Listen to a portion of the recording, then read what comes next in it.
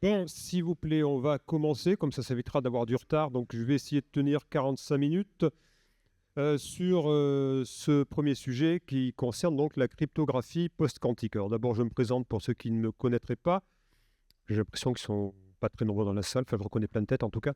Donc, Joël Grosfaux, je suis enseignant à l'ESIROI, enseignant de mathématiques et de cybersécurité. D'ailleurs, je me rends compte qu'il y a un bug sur la diapo déjà. Donc je passe vite. Donc l'objectif aujourd'hui, c'est quoi? Parce que le sujet est extrêmement vaste et pourtant d'actualité. C'est de comprendre la menace quantique et les solutions émergentes pour y faire face. Alors menace quantique, je vais expliquer rapidement de quoi il s'agit. Alors c'est vrai que c'est des mots qui peuvent parfois faire peur. Je vais pas... Alors mes diapositives peuvent être très denses. Je ne vais pas tout expliquer, rassurez-vous. C'est juste pour essayer de fixer le cadre. Et puis ceux qui auront besoin, l'objectif premier, c'est vraiment de vous sensibiliser au problème, parce que vous êtes quasiment tous et toutes étudiantes, donc vous serez confrontés dans vos études ou dans votre profession à cette menace, première chose. Et deuxième chose, ensuite, c'est peut-être de vous donner envie, en tout cas ceux qui auront à travailler sur le sujet, d'approfondir le sujet, parce qu'il est extrêmement vaste, il est d'actualité, il est en cours d'étude, donc en fait, il est impossible d'être exhaustif en 45 minutes. Mais ce n'est pas l'objectif, hein, soyons clairs là-dessus. Alors, le plan de présentation, je vais avoir 4 parties, alors pas forcément totalement équilibrées. Première partie, je vais fixer le cadre, donc de quoi parle-t-on? Qu'est-ce que c'est que cette menace quantique? Est-ce qu'elle est vraiment avérée? Spoiler tout de suite, oui, c'est une vraie menace. Faire un petit état de l'art de la cryptanalyse quantique, qu'entend-on par cryptanalyse quantique, avec différents algorithmes qui existent déjà. Les dates importantes par rapport à cette menace et par rapport aux solutions qu'on va apporter. Et ça vous concerne directement en tant que futurs informaticiens. Et puis, je pense que cette partie va être abordée très vite parce que c'est là où il y aurait plein de choses à dire, plein de mathématiques à faire. Mais ce n'est pas le sujet d'aujourd'hui. Mais c'est pour vous dire qu'il y a déjà des solutions qui existent. Donc, on essaiera juste de les balayer suivant le temps qui reste. Alors, de quoi s'agit-il? De quoi va-t-on parler? Et déjà, de quoi ne parlera-t-on pas aujourd'hui? Qu'est-ce qui n'est pas le sujet? Ce qui n'est pas le sujet, c'est qu'est-ce que c'est que l'informatique quantique et comment ça fonctionne? De toute façon, honnêtement, je suis absolument incapable de vous en parler. On fera juste que explorer un petit peu le sujet très rapidement. Et on ne parlera pas non plus de cryptographie quantique, c'est-à-dire de cryptographie amenée à être exécutée sur des ordinateurs quantiques, tels que vous l'avez sur la photo ici. Le sujet du jour, c'est de la cryptanalyse quantique. Alors déjà, le terme cryptanalyse, je rappelle de quoi il s'agit. Là, c'est le côté, on va dire, obscur de la cryptographie. Cryptographie, il y a celui qui chiffre, celui qui déchiffre. C'est ce que l'on fait quasiment tous les jours en tant que client d'une messagerie, d'un serveur HTTPS, etc. Ou en tant que serveur d'ailleurs. Et puis il y a le côté obscur, c'est le black hat, l'attaquant, hein, qui veut essayer de déchiffrer, de décrypter, et donc de ce qu'on appelle parfois de craquer le code, de casser le code. Donc la cryptanalyse, c'est vraiment l'aspect attaque. Et la cryptanalyse quantique, donc, c'est la cryptanalyse qui va se baser sur les ordinateurs quantiques. Alors, les ordinateurs quantiques, vous savez plus ou moins de quoi il s'agit, j'imagine. Vous savez que c'est a priori l'avenir de l'informatique, que c'est c'est plus basé sur l'électronique silicium traditionnelle, mais sur d'autres aspects de la physique liés à la physique quantique. Et donc, c'est évidemment pas donné à tout le monde. C'est un sujet qui est en plein développement. Et l'informatique quantique, aujourd'hui, d'ailleurs, là où on parle, elle n'est pas encore mature. Et la cryptographie post-quantique, c'est la cryptographie qui doit être compatible avec l'apparition des ordinateurs quantiques. Donc, le cadre est lequel? Nous, on est toujours sur de l'informatique traditionnelle, avec les ordinateurs qui sont sur la table, avec les téléphones que l'on a dans la poche, etc. Donc ça ne change pas. Il n'est pas question que ça change. Il n'est pas question, en tout cas pour les dizaines d'années qui viennent, que chacun d'entre nous en ait un ordinateur quantique ou un téléphone quantique. Ok? C'est pas le sujet.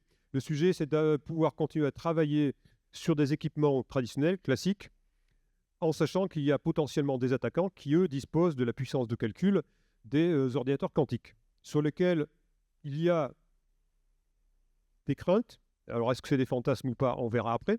Mais on sait que potentiellement, les ordinateurs quantiques sont beaucoup plus puissants que les ordinateurs traditionnels. Donc là, on est dans un monde où nous, on est sur le classique, mais l'attaquant, il est sur du quantique.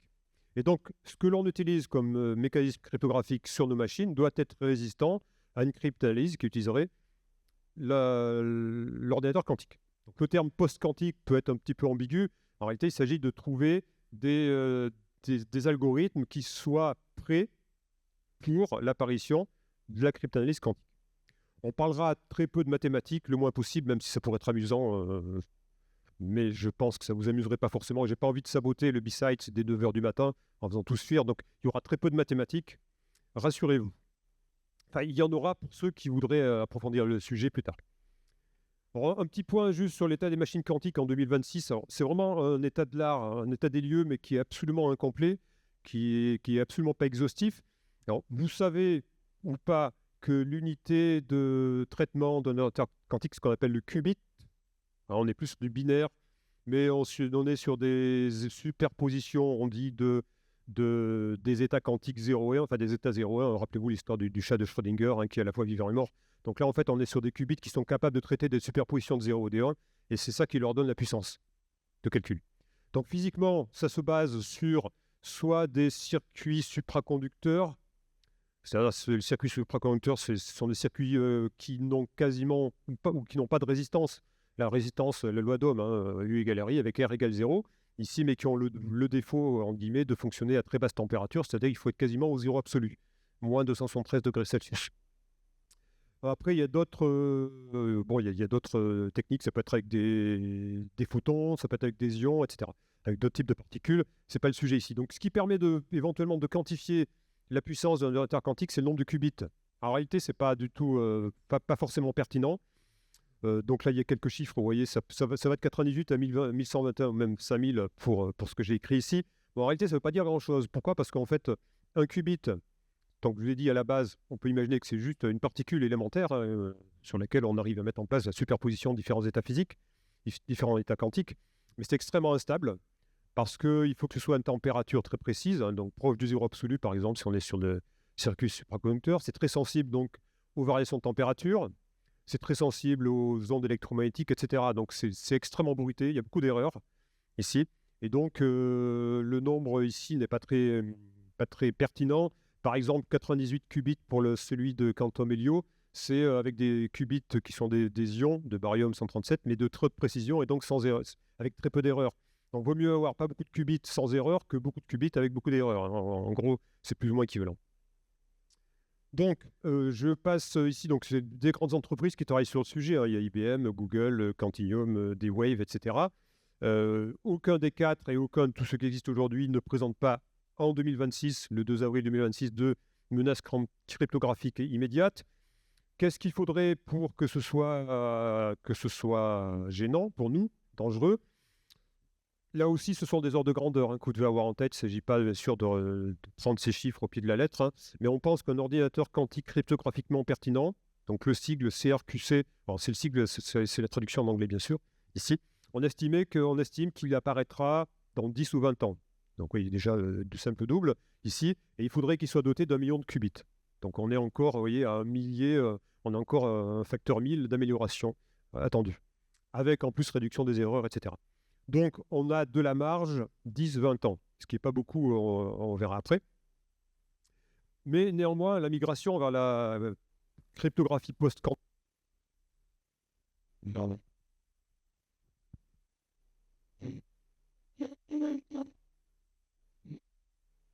Est-ce que ça marche? Ouais. Donc, je disais, mais la migration vers la cryptographie post-quantique, donc le sigle PQC, il reviendra souvent, c'est là aussi le sigle en anglais, doit démarrer immédiatement, c'est-à-dire dès maintenant, et d'ailleurs les travaux sont déjà en cours. Alors pourquoi? Il n'y a pas de paradoxe au fait que la menace soit dans 10-20 ans et qu'il faut démarrer aujourd'hui, parce qu'il y a une menace qui est extrêmement importante, c'est la menace qu'on appelle la Harvest Node Decryptator, parfois Store Node Decryptator. L'idée c'est quoi? C'est que l'attaquant, il enregistre aujourd'hui le trafic.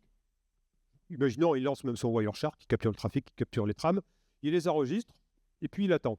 Il attend quoi? Il attend de disposer d'un ordinateur quantique cryptographiquement pertinent. Peut-être qu'il faudra qu'il attende 10 ans, ou 20 ans, ou 15 ans.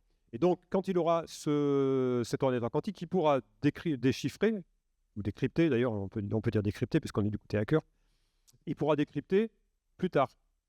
Alors, le danger, il est là. Parce que les données confidentielles, bien souvent, elles ont un horizon de confidentialité. qui dépendent de leur application. Je pense à des données médicales, militaires, financières, notamment militaires, mais y compris financières. Ça peut avoir un horizon de confidentialité de plusieurs dizaines d'années, notamment dans le domaine militaire, par exemple. Nous, en tant que particuliers, notre horizon de confidentialité, c'est quoi? C'est la date de validité de la carte bleue. Hein, si j'ai une carte bleue qui est valide jusqu'en 2030 ou 2029, et je vais prendre 2029, si le trafic est capturé aujourd'hui lorsque j'achète quelque chose, c'est embêtant s'il est déchiffré en 2028, parce que ma carte de bancaire sera encore valide. Si c'est en 2032, c'est pas très grave parce que j'aurai changé de carte bancaire entre-temps. Donc l'horizon de confidentialité, il est vraiment variable suivant les applications. Okay, mais néanmoins, c'est une vraie menace. Alors, donc, nécessité de commencer la migration dès aujourd'hui pour protéger aujourd'hui le trafic qui potentiellement pourrait être capturé.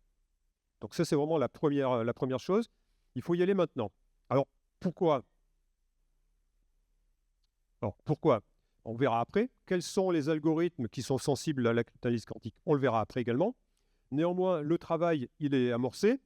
J'ai mis ici quelques documents de référence sur lesquels je me suis appuyé pour cette étude. Alors, je ne sais pas s'il est prévu de fournir les diaporamas, mais je peux fournir Tahir, éventuellement le PDF, ceux qui auraient besoin de ces documents ici. Alors, le NIST, qui est une agence nord-américaine qui dépend du ministère, enfin du département du commerce aux États-Unis, me semble-t-il, donc qui est très actif sur la cryptographie, sur la standardisation de la cryptographie, mais pas seulement, travaille sur le sujet, a déjà proposé des documents, soit des drafts. Alors, le premier document, il est extrêmement important et très complet.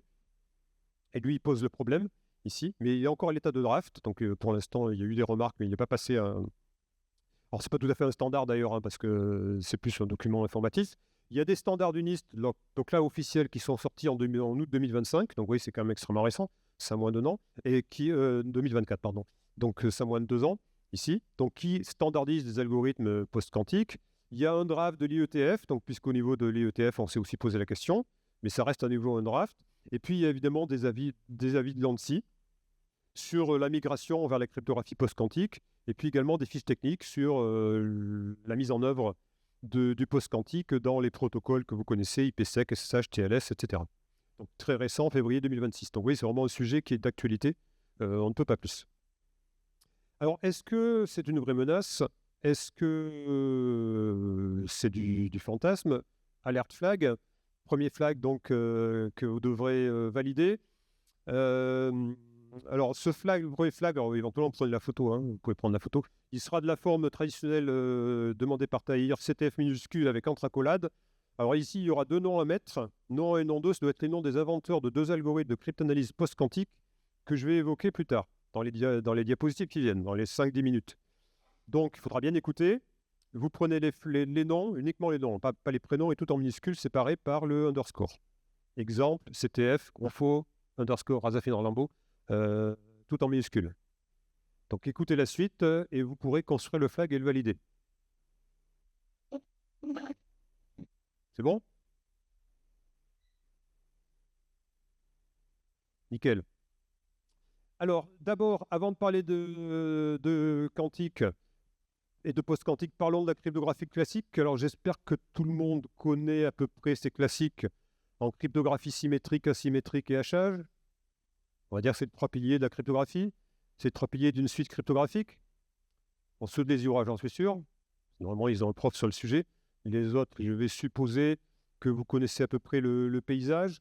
Alors, je vais surtout parler de la cryptanalyse classique pour l'instant.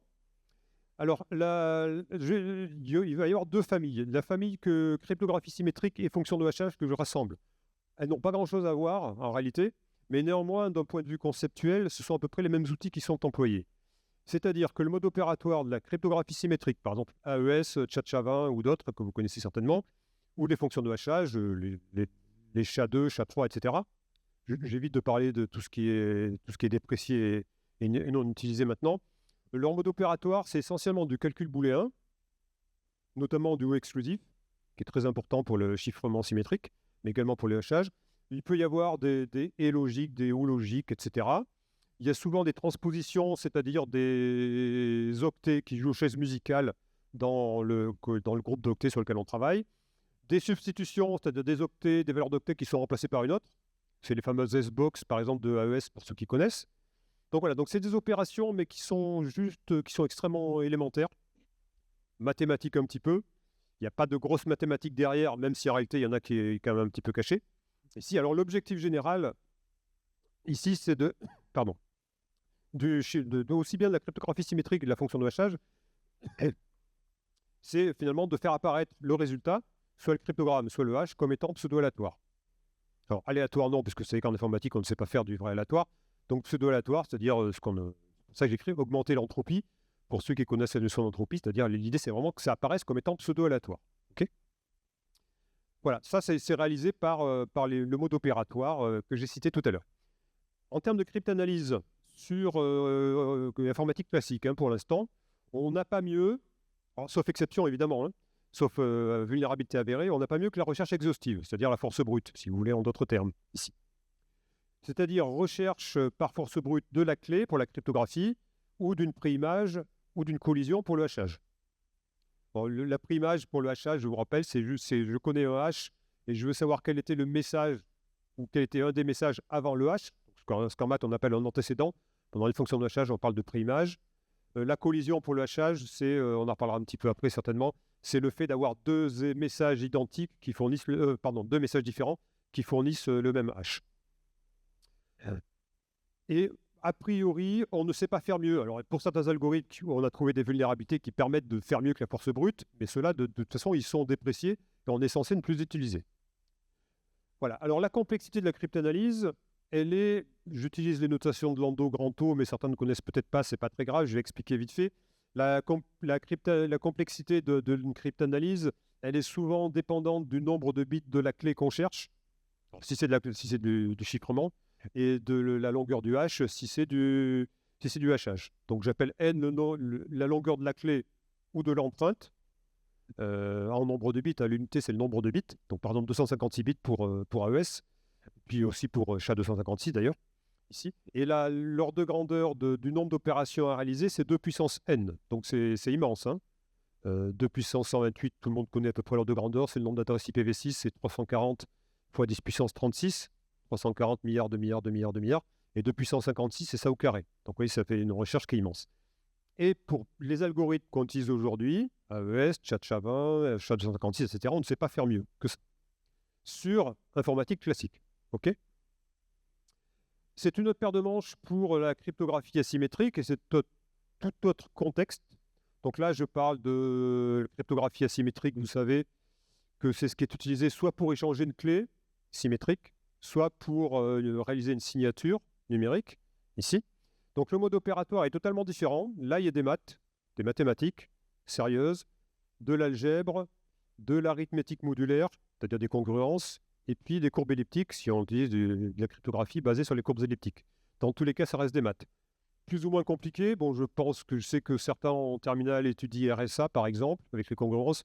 Je pense que tout le monde a étudié ou étudiera les congruences, là aussi, que ce soit en BTS ou alors l'IUT, je ne sais pas, les IOA, j'en suis sûr, et le BTS, je crois que c'est au programme, me semble-t-il. Donc voilà, donc pour RSA, c'est pas super compliqué si on veut juste aborder le fonctionnement. Donc, mais ce sont des mathématiques. Et la cryptanalyse, elle repose sur la résolution de problèmes mathématiques complexes. Complexes au sens coûteux, c'est-à-dire long à résoudre. Hein. Pas forcément compliqué à exprimer, mais long, très coûteux. Coûteux en temps, souvent, hein, ça peut être parfois en mémoire, mais c'est souvent en temps. Coûteux à résoudre. J'ai donné les deux exemples typiques. Pour craquer une clé RSA, il s'agit du problème mathématique sous-jacent, c'est une factorisation. J'ai le module M, celui qu'on lit dans le certificat, donc tout le monde a vu un certificat, je suppose. Vous trouvez un module codé en général sur 2048 bits, voire plus. Hein. Et si je veux craquer cette clé, c'est-à-dire obtenir la clé privée, il faut que j'arrive à factoriser ce module, c'est-à-dire trouver les deux nombres premiers P et Q, tels que M soit le produit de P fois Q. Donc exprimer une factorisation, c'est extrêmement simple. Hein, un collégien comprend.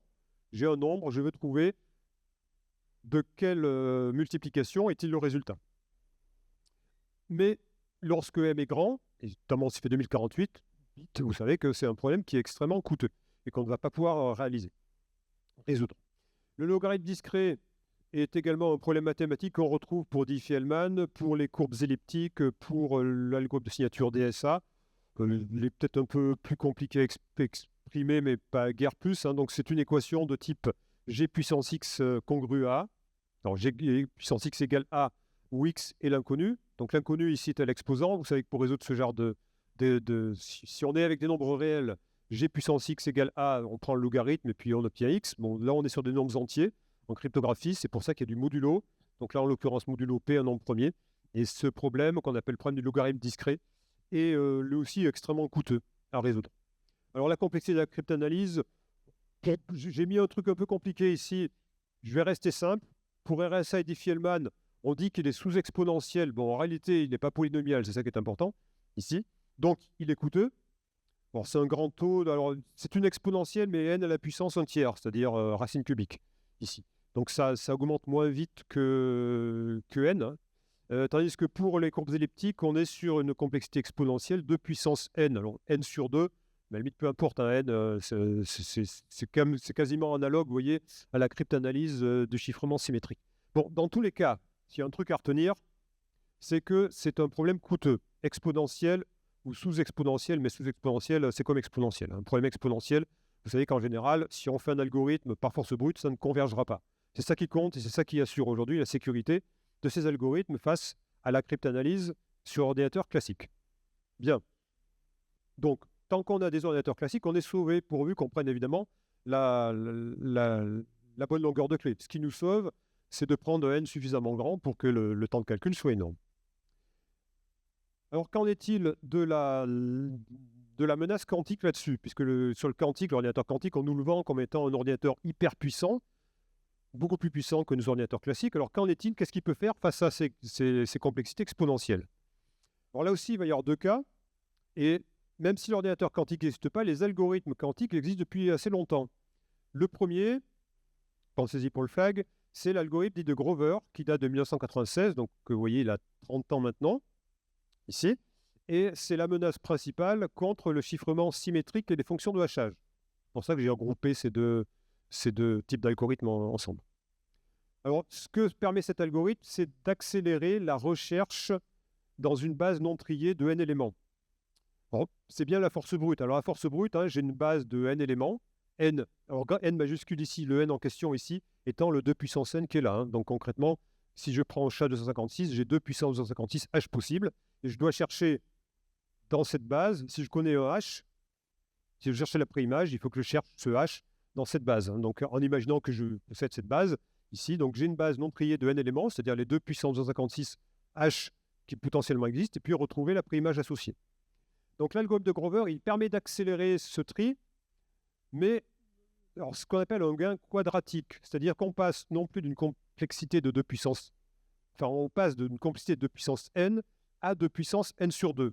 Bon, j'ai écrit racine carrée de n, mais tout le monde se souvient, j'espère, que la racine carrée de 2 puissance n, c'est 2 puissance n sur 2. Racine carrée, c'est puissance 1,5. Donc il y a un gain qui n'est pas forcément négligeable, mais qui n'est pas terrible. Appliqué à la cryptographie symétrique, il va diviser par 2 la sécurité effective en bits. Attaque force brute accélérée. Alors, je vais prendre tout de suite d'exemple numérique. Imaginons que pour parcourir cette base, il me faille 10 milliards d'années. C'est souvent l'ordre de grandeur, ce n'est pas irréaliste, hein, et encore c'est certainement plus. Je prends 10 milliards d'années parce que ça fait 10 puissance 10 années. Donc 10 milliards d'années, on n'a pas le temps, hein, très clairement. C'est quasiment la durée de vie de l'univers. Enfin, en tout cas du système solaire. Si j'utilise l'algorithme de Grover, je gagne racine carrée comme gain. C'est-à-dire non pas 10 puissance 10, mais 10 puissance 5, c'est-à-dire 100 000. Donc en fait, avec l'algorithme de Grover, sur SHA-256, je passe de 10 milliards d'années, pour trouver le préimage, à 100 000 années. Vous voyez, le gain quadratique. Donc on gagne beaucoup hein, à l'échelle de l'univers, 100 000 années, ou même de la planète Terre ou du système solaire. 100 000 années, ce n'est pas la même chose que 10 milliards d'années. Mais à l'échelle humaine, c'est pareil. Hein. 100 000 années, on n'a pas le temps non plus. Donc en fait, cette algorithme de Grover, c'est une menace, certes, mais elle n'est pas très dangereuse. Hein. Donc là, l'ordinateur quantique, il permet de gagner un peu, mais en fait, c'est pas terrible. Alors, comment le NIST, notamment le NIST, évalue la sécurité d'un algorithme? Alors, il va quantifier ça en nombre de bits de sécurité. C'est-à-dire que s'il faut 2 puissance S Là, c'est vrai, ça, c'est pas un 5. S'il faut 2 puissance s itérations pour la cryptanalyse, on va dire que le nombre de bits de sécurité, c'est S.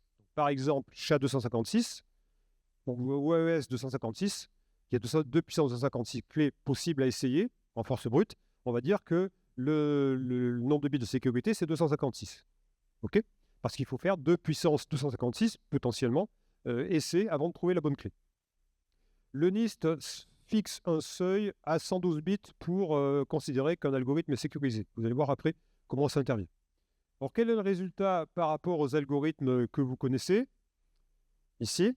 Alors, en gros, on passe d'une sécurité classique, par exemple pour AES 128, à une sécurité dégradée post-quantique de 64 bits. Alors, j'ai écrit insuffisant, mais on va voir pourquoi il y a du mais. AES 256, donc on passe d'une sécurité 256 à 128. Parce que vous avez compris, parce qu'on passe de 2 puissance 256 essais à 2 puissance 128. Mais comme CO2, on est au-dessus du seuil 112, on est tranquille. Donc AES 256 n'est pas sensible à l'attaque de Grover. Et puis pour les collisions, même chose, SHA-256, on divise par 2, pour le hachage, pardon. Alors, en général, pour les algorithmes de hachage, on ne se base pas sur le calcul d'une préimage. On est encore moins ambitieux, mais sur la recherche d'une collision. Je vous rappelle la différence entre les deux. La recherche d'une préimage, je connais un H, je cherche un antécédent de la fonction de hachage pour ce H, quand ce H sera le résultat. La collision, on est moins exigeant, on ne fixe pas le H, mais ce que l'on va chercher, c'est 2 messages initiaux différents qui fournissent le même H. Donc c'est quand même beaucoup moins ambitieux, ça prend moins de temps de calcul ici. Et la sécurité classique, elle est ici de 128 bits pour SHA-256 et jusqu'à 256 pour SHA-512. Alors même chose, l'algorithme de Grover, il permet de diviser cette sécurité classique par 2. Alors il y a là aussi acceptable, mais quand on passe en dessous du seuil du 110, vous allez voir pourquoi après. En réalité, ça sera suffisant partout. Dans la pratique, c'est suffisant partout. Alors pourquoi? Parce que la bonne nouvelle, c'est que l'algorithme de Grover, il n'est pas une menace sérieuse pour les décennies à venir, même quand on aura un CRQC, c'est-à-dire un ordinateur quantique pertinent, ici. Parce qu'en réalité, il faut qu'il ait plutôt que 1 million de bits, comme j'ai parlé, de qubits, comme j'ai parlé tout à l'heure, plutôt s'exprimer plutôt en milliards, hyper stable. Il y aurait toujours un temps de calcul énorme. Et en plus, la parallélisation pour accélérer le calcul n'est pas très efficace pour l'algorithme de Grover. On peut toujours essayer de paralléliser des ordinateurs quantiques. Déjà, on n'en a pas, donc les paralléliser, c'est déjà notre problème. Mais si on en avait et si on savait les paralléliser, même ça ne permettrait pas d'avoir un gain énorme. Donc, en réalité, peut-être que dans un siècle, ce sera une vraie menace. Mais aujourd'hui, ce n'est pas le sujet ici. En conséquence, le NIST il considère que le niveau de sécurité, même de AES 128, est suffisant. Okay. Alors bien sûr, il recommande par sécurité AES 256, mais tout ce qui est là, en réalité, aujourd'hui, passe dans la catégorie suffisant. Et quand bien même on aura un problème, la contre-mesure n'est pas très compliquée. Il suffit de doubler la longueur de la clé. Donc avec SHA-256, qui est aujourd'hui quand même assez universel, on est tranquille, ordinateur quantique ou pas. Pareil pour SHA-512. SHA-384 devrait faire l'affaire aussi, je pense, et passer au-dessus du seuil. Donc voilà, donc il n'y a pas de grosse menace, et quand bien même il y en aurait une, c'est très facile en symétrique de doubler la clé. Ça n'engendre pas de calcul plus long. Par exemple, pour AES, passer de 128 à 256, ça ne génère que 40% de temps de calcul en plus, ce qui n'est pas énorme. Hein. Si le prix c'est la sécurité, on peut payer ce prix-là. C'est différent pour l'asymétrique. Hein. Pour RSA, si on double la longueur de la clé, on fait plus que doubler le temps de calcul. Là vous voyez, c'est juste plus 40%. Donc, pour le chiffrement symétrique, il n'y a pas de panique, on garde les mêmes. Ils sont déjà par nature post-quantiques, on va dire. Là où ça se pose, la menace, et là, elle est vraiment avérée. Donc là, il y a réellement danger. C'est sur la cryptographie asymétrique. RSA, Diffie-Hellman, courbes elliptiques. Tout ce qui est utilisé aujourd'hui, en fait. Hein. Là, un algorithme a été proposé par Peter Shor. Shor dans le flag, hein, pensez-y. Donc ça a été proposé en 1994, donc maintenant 32 ans. Donc vous voyez, les algorithmes sont quand même très anciens. La complexité est la vraie menace. Pourquoi? Parce que la complexité devient polynomiale. Proportionnelle à peu près à n3, n puissance 3, n étant le nombre de bits. Et vous savez qu'un algorithme de complexité polynomiale est exécutables de façon réaliste, avec un temps tout à fait réaliste. Donc là, il y a un réel danger. L'algorithme de Shor, lui, converge. Très clairement, l'algorithme de Grover, il ne va pas converger. Le gain est quadratique, mais on reste sur une complexité exponentielle, même en quantique. Là, on passe sur une complexité polynomiale. Et là, gros danger. Ça nécessite quand même des ordinateurs quantiques universels, tolérants aux fautes, etc. On estime, c'est des ordres de grandeur, que les ressources nécessaires pour casser RSA 2048 en à peu près une semaine seraient d'avoir disposé de 4096 qubits logiques, c'est-à-dire environ 4 millions de qubits physiques. Donc on en est loin aujourd'hui, très clairement. Ici, il faut être capable de corriger les erreurs quantiques, etc. Mais l'horizon de la menace est de 10 à 20 ans, donc c'est bientôt. Rappelez-vous de la menace Harvest No, Decrypt Later. Alors, où est-ce qu'on en est aujourd'hui de la cryptanalyse sur le chiffrement asymétrique? Le record du monde, entre guillemets, pour l'informatique classique, c'est une clé RSA de 829 bits en 2020, donc par des méthodes classiques, c'est des gens de l'INRIA à Nancy qui ont réussi à casser ça. Donc, on a de la marge par rapport au 2048, mais on s'en rapproche déjà. Pour l'ordinateur quantique, alors ça paraît totalement ridicule en comparaison, mais comme on n'a pas encore les ordinateurs puissants, c'est juste un ordre de grandeur qui fixe le paysage. Alors officiellement, le record du monde, c'est une clé de 22 bits, ce qui est minuscule. Évidemment, il nous manque encore un facteur 100 par rapport au 2048 ici. C'est un ordinateur de type... c'est un peu, donc 22 bits, ça fait à peu près un module de 4 millions, la valeur du coefficient N, c'est 4 millions. C'est pas énorme, c'est minuscule par rapport à ce qu'on a sur une clé 2048 bits. Ici, bon, ça a été cassé dans un contexte un peu particulier avec une machine un petit peu particulière.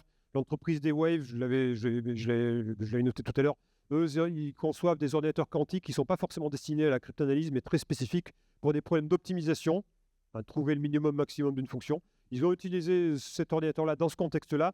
Il n'est pas certain que ça fonctionne pour des clés plus grandes. Notamment, eux, ils n'ont pas utilisé l'algorithme de Shor.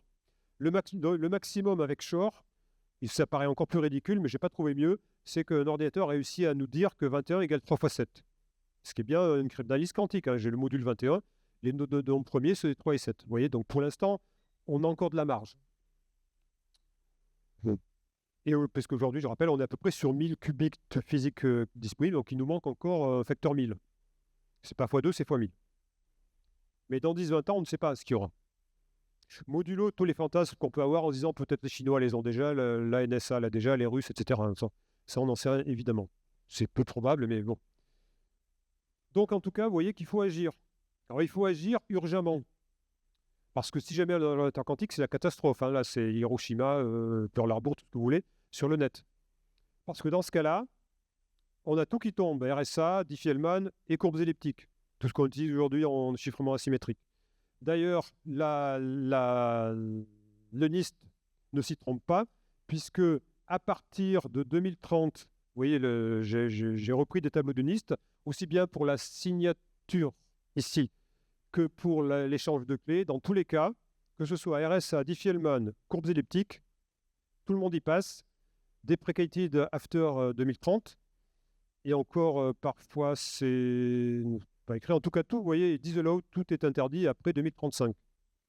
Alors, ce sont des recommandations qui s'adressent essentiellement aux agences de l'État fédéral américain, mais bon, évidemment, on peut imaginer que c'est repris par tout le monde, dont l'ANSSI. L'ANSSI en parle également.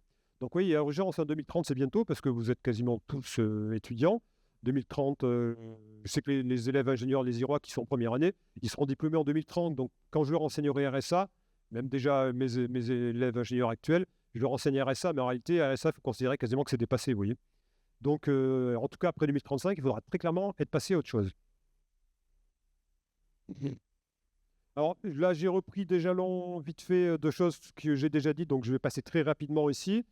Bon, Shor, Grover, dans les années 90, c'était pas très grave, on n'a pas d'ordinateur quantique qui commence à apparaître ici.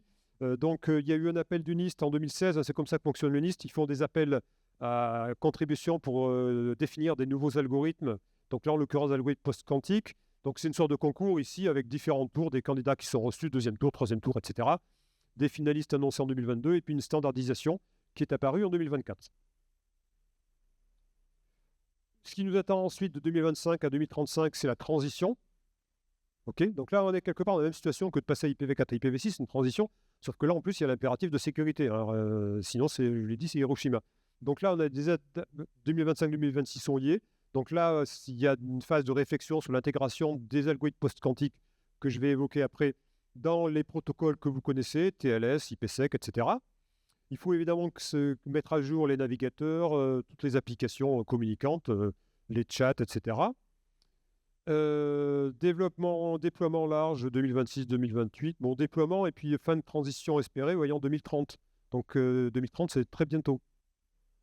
Formation massive des équipes IT. Donc c'est pour ça que même moi, en tant que prof de cryptographie, je vais être obligé de modifier considérablement mes cours, je pense, ici, avec l'horizon critique est quand même 2035, avec l'apparition possible d'un ordinateur quantique cryptographiquement pertinent. Au niveau de l'Europe, parlons-en un petit peu quand même, et notamment de la France. Au niveau de la migration, il n'y a pas tout à fait la même approche. En tout cas, en Europe, ils sont plus prudents.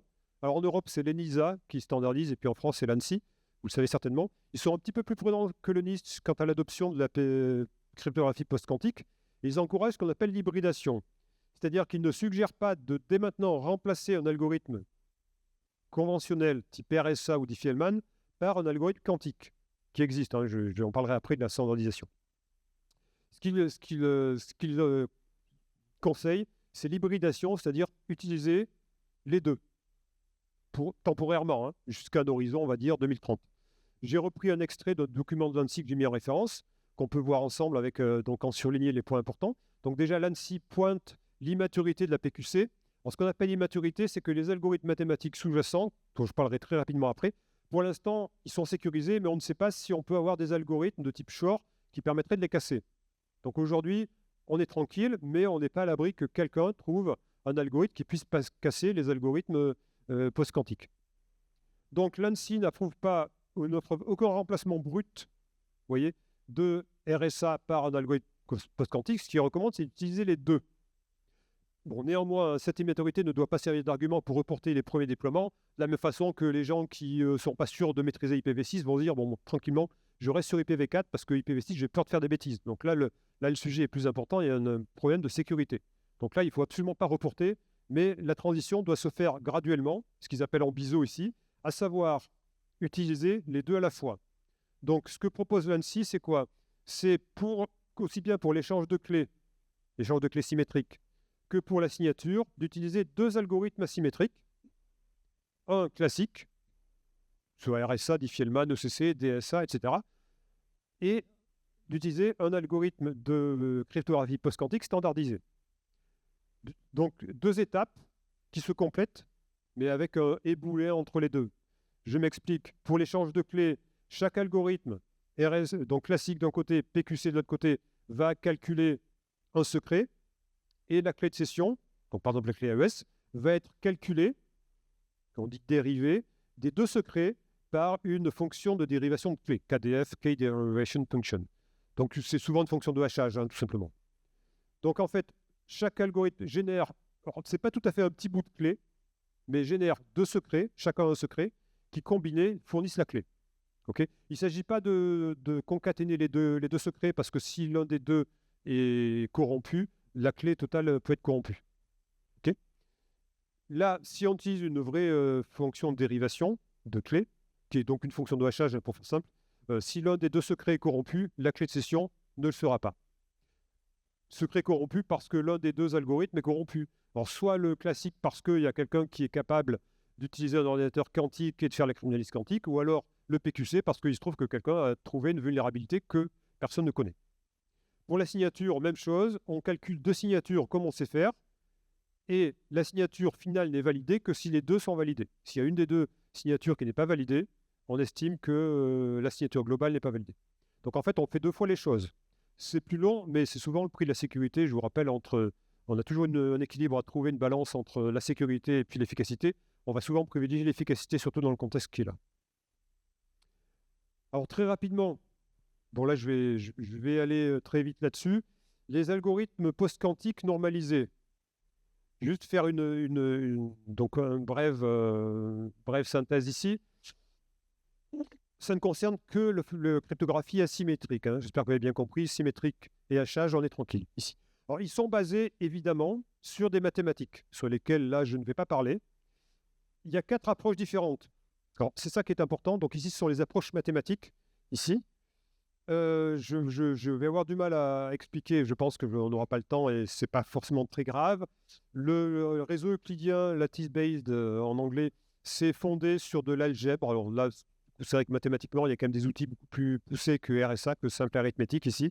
Ce sont des problèmes d'algèbre, d'espace vectoriel, de calcul matriciel, etc., qui sont fondés sur un problème qu'on appelle LWE, Learning with Errors. Bon, je vais avoir du mal à développer davantage ici. C'est un problème mathématique. C'est la famille la plus retenue pour la NIST et c'est un problème mathématique dont aujourd'hui, même d'un point de vue quantique, on n'a pas de solution polynomiale, de complexité polynomiale. Ça ne veut pas dire que ça n'existe pas. Alors, en maths, vous savez que, à moins qu'on l'ait démontré, dire ne pas avoir trouvé quelque chose, ça ne prouve pas que ça n'existe pas. Sauf si on a les moyens de démontrer que ça n'existe pas. Donc aujourd'hui, on a, que ce soit celui-là ou les 3 autres, on n'a pas d'algorithme polynomial quantique.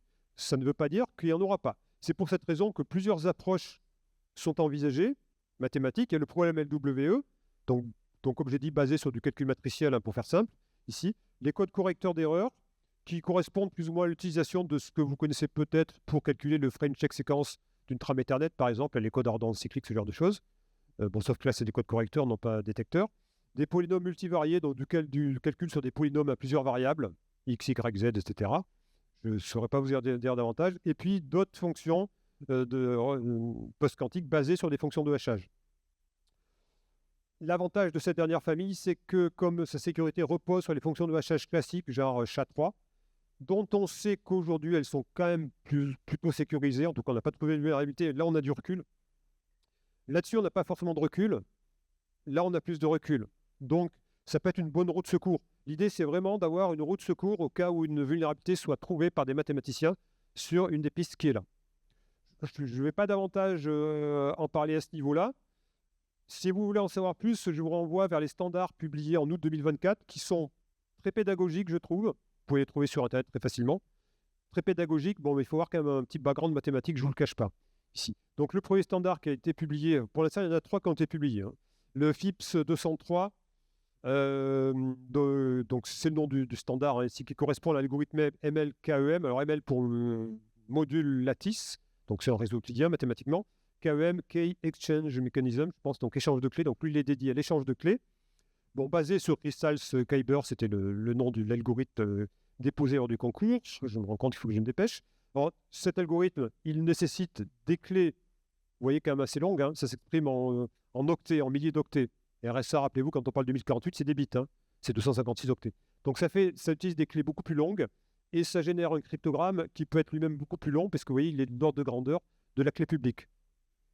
Donc ça peut aller jusqu'à 1568 octets. Les niveaux de sécurité post-quantique, hein, je vous rappelle à quoi ça correspond. Il y a un seuil à 112, donc on est de 128 à 256 selon la longueur de la clé, puisque chaque fois, il y a 3 longueurs de clés qui sont proposées pour chaque algorithme, si on veut plus ou moins de sécurité. Donc là, on est sur l'échange de clés. Il y a l'algorithme qui s'appelle FIPS 204. Enfin, c'est le nom du papier, du standard, et puis le ML-DSA, c'est le nom de l'algorithme, dédié à la signature numérique ici. Mathématiquement, ça ressemble beaucoup. Vous voyez, l'ordre de grandeur des clés, c'est à peu près pareil. Hein, ça s'exprime quand même en milliers d'octets, avec une signature de la taille environ de la clé octet, de la clé privée, donc signature beaucoup plus longue. Hein. C'est un des problèmes de tout ce qui est post-quantique. C'est bien souvent que ça souffre d'une taille de clé, d'une taille de signature beaucoup plus longue que le classique. Et puis, le troisième, c'est LSHDSA, norme FIPS 205, qui lui est basé sur une autre technologie, à savoir, enfin, autre technologie, non, c'est pas le terme, autre aspect mathématique, c'est la fonction de hachage. Donc, je vous rappelle, si jamais on trouve une vulnérabilité dans le réseau euclidien, on a une roue de secours, ici, c'est les fonctions de hachage. Avec des clés beaucoup plus courtes, mais contrepartie, signature beaucoup plus longue, malheureusement. Alors, donc, ce qui est normalisé aujourd'hui, c'est ces 3-là. Il y en a un 4e qui a été normalisé pour la signature, mais lui, c'est pas par le NIST, c'est par un RFC. Le RFC 8391, ici. Il y en a 2 dans la salle d'attente. Il y a Falcon qui correspondrait au FIPS 206, mais qui pour l'instant est encore en draft. mais qui sera certainement normalisé très bientôt.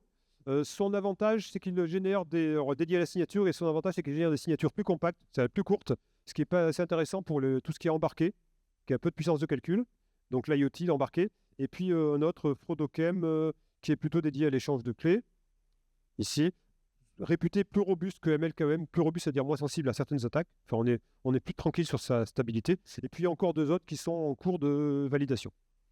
Voilà. Et puis donc en conclusion, donc à retenir, comme je dis, l'objectif c'est vraiment que vous reteniez des points clés. Après, si vous avez besoin, vous allez former. La menace quantique est réelle, mais pas immédiate, bien que, rappelez-vous, les stratégies de l'attaquant Harvest Now, Decrypt Later, ce dont je parle ici. Donc, il faut agir dès maintenant. Ça, c'est hyper important.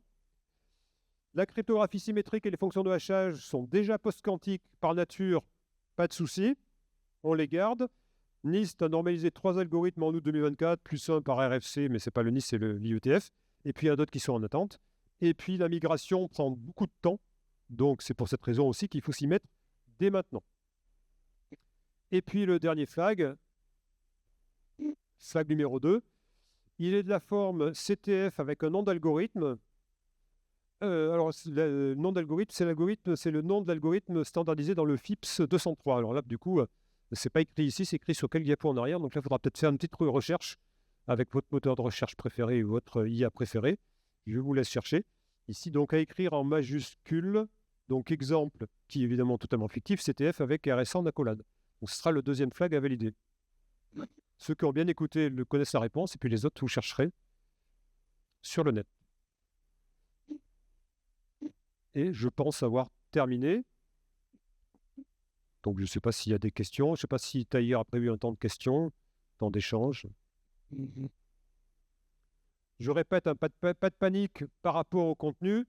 Il faut vraiment l'objectif, c'est vraiment que vous soyez sensibilisés. Par contre, panique, si jamais vous devez mettre en œuvre dès la cryptographie, même dans le développement d'un logiciel ou d'une application communicante, parce qu'il faut peut-être commencer à y penser.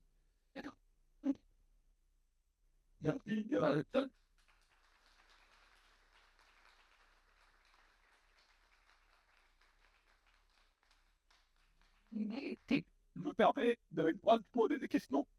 Donc c'est à tout. Moi, j'en ai pas.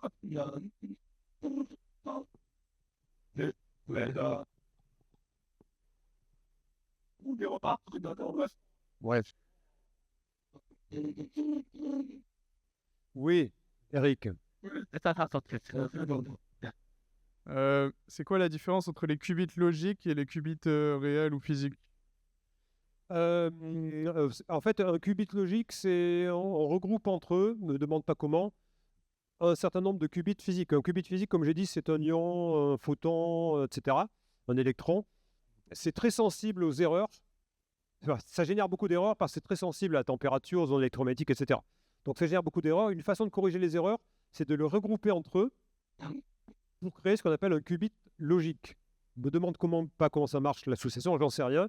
Donc un qubit logique, c'est par exemple 1000 qubits, enfin 1000 ou des centaines, hein, je ne sais pas, qubits physiques qui sont quelque part reliés entre eux, connectés entre eux, mais qui donnent un ensemble beaucoup plus stable, beaucoup moins sensible aux conditions, température, etc., et donc qui génèrent beaucoup moins d'erreurs. Donc un qubit logique, on peut estimer que ça ne génère pas d'erreurs, et c'est beaucoup plus stable qu'un qubit physique. La stabilité est importante, y compris sur le long terme, parce que si on lance une cryptanalyse qui doit durer une semaine, par exemple, je craquais RSA 2048, ça risque de prendre une semaine, hein, même avec le meilleur ordinateur quantique. Mais pendant cette semaine-là, il ne faut pas qu'il y ait d'erreur, il faut que les qubits soient stables, ne gèrent pas d'erreur. C'est ça le défi aujourd'hui. Et donc, du coup, effectivement, ce qui est pertinent, c'est plus d'ailleurs le nombre de qubits logiques que le nombre de qubits physiques. Comme j'ai dit, le nombre de qubits physiques ne veut pas dire grand-chose en réalité. Je ne sais pas si tu as compris. L'idée, c'est vraiment de corriger les erreurs dues à l'environnement physique. Et c'est le grand défi aujourd'hui pour les machines quantiques. Pas d'autres questions? Ah, Benjamin? Juste tout au long de la présentation, vous avez parlé du coup des qubits de façon générale, mais c'était des qubits logiques du coup ou physiques? Physique. Je pense que j'ai parlé des qubits physiques, effectivement, quand j'ai mis des chiffres, parce que j'ai toujours mis des chiffres en milliers, c'était physique. ok. En plus ou moins stable, quand il y en avait 98, c'est des qubits qu'ils avaient à stabiliser, mais c'était des physiques, hein. Et même quand je parle d'une machine cryptographique, le CRQP, ou cryptographiquement pertinente, quand je parle d'1 million, c'est 1 million de qubits physiques. En logique, ça serait plutôt, ça s'exprime en milliers. Je crois qu'il faudra avoir la machine qui pourrait craquer RSA en une semaine, il faudrait 4000 qubits logiques, ce qui veut dire quelques millions de qubits physiques.